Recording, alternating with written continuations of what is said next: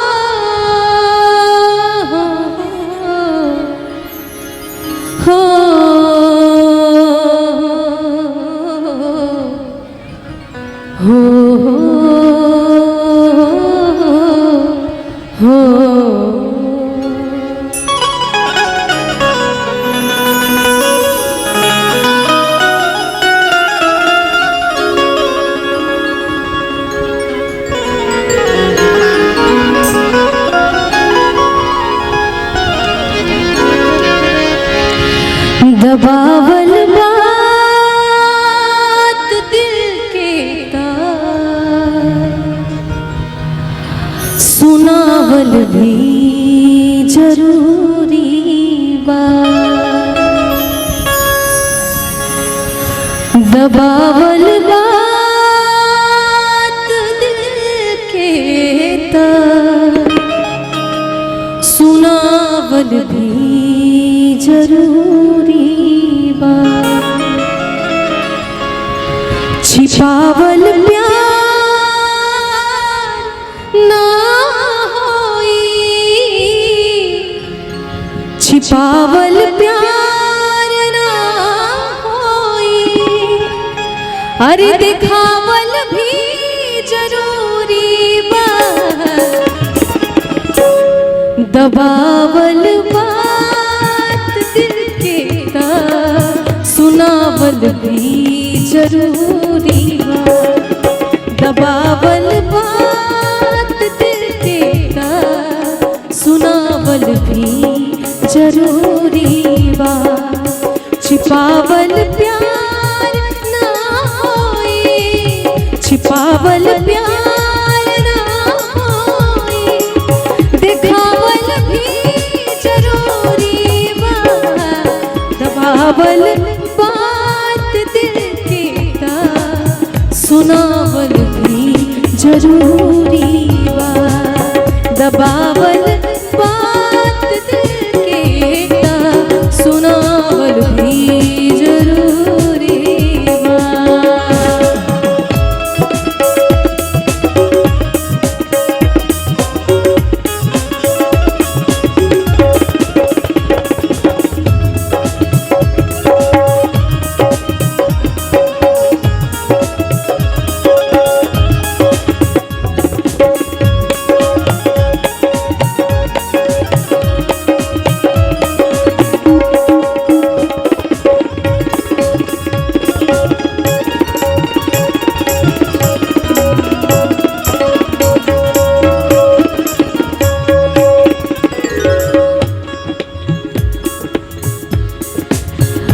आँखी से सब कही देला, खड़ा दूरे से महफिल में।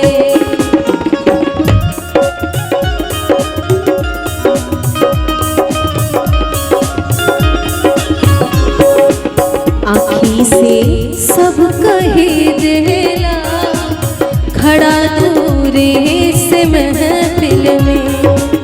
आँखी से सब कही देला, खड़ा दूरे से महफिल में। जे हमरा पे हक अतना, जे हमरा पे हक अतना, जतावल भी जरूरी बा। दबावल बात दिल के ता, सुनावल भी जरूरी बा।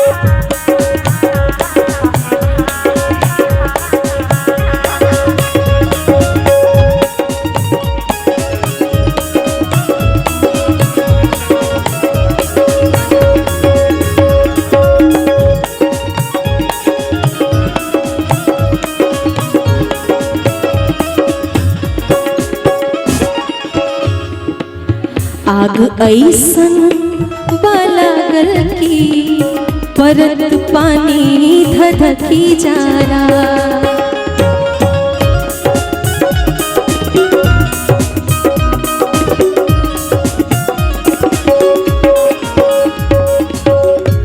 भोजपुरी इतनी प्यारी भाषा है और इसमें गजल अगर हो जाए तो क्या बात, 4 चांद लग जाते हैं। आग ऐसन लागल की परत पानी धधकी जाला।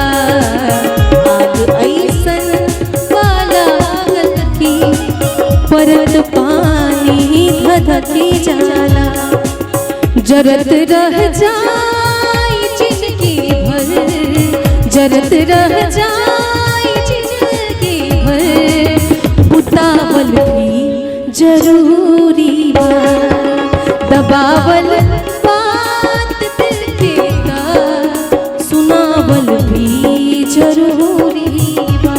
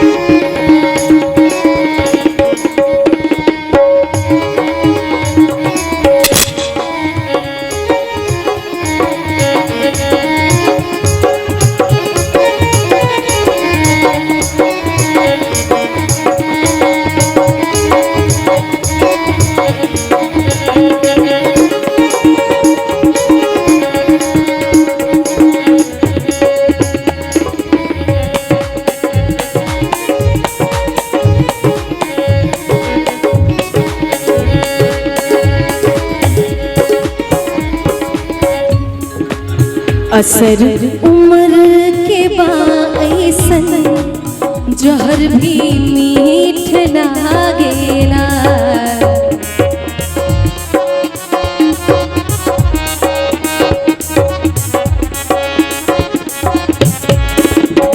असर उम्र के बाईसन जहर भी मीठ लागेला। असर उम्र के बाइसन जहर भी मीठ लागेला। नशा चढ़ के कहे लागी, नशा चढ़ के कहे लागी, झुमावल भी जरूरी बा। दबावल बात दिल के ता सुनावल भी जरूरी बा। छिपावल प्यार